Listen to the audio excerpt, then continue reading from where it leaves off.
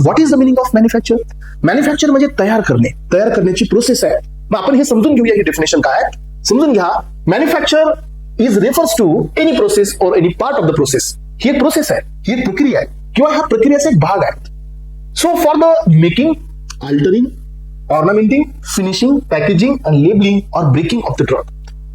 काय आहे हे बघा. जर तुमच्याकडे रॉ मटेरियल आहे तर ह्या रॉ मटेरियलला तुम्ही मेकिंग म्हणजे बनवा, अल्टर करा त्याचा अपीअरन्स. आधी पावडर फॉर्म मध्ये होते, आता ते डबी मास आहे, पुन्हा ते टॅबलेट आहे.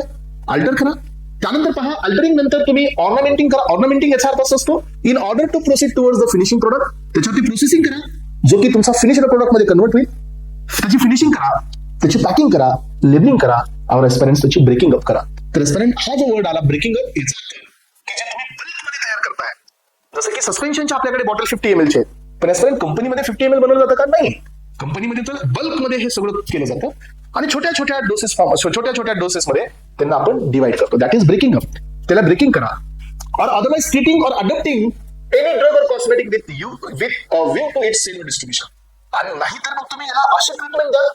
आपल्याला फोकस काय ठेवायचंय की ड्रगची आपल्याला सेलिंग करायचे आणि ड्रगचं डिस्ट्रीब्युशन करायचंय. या व्ह्यूनी तुम्ही ड्रग अल्टर करा, या व्ह्यूनी ड्रग तुम्ही फिनिश करा, या व्ह्यूनी ड्रग तुम्ही त्याची मेकिंग करा, या व्ह्यूनी त्या ड्रगची पॅकेजिंग करा, लेबलिंग करा.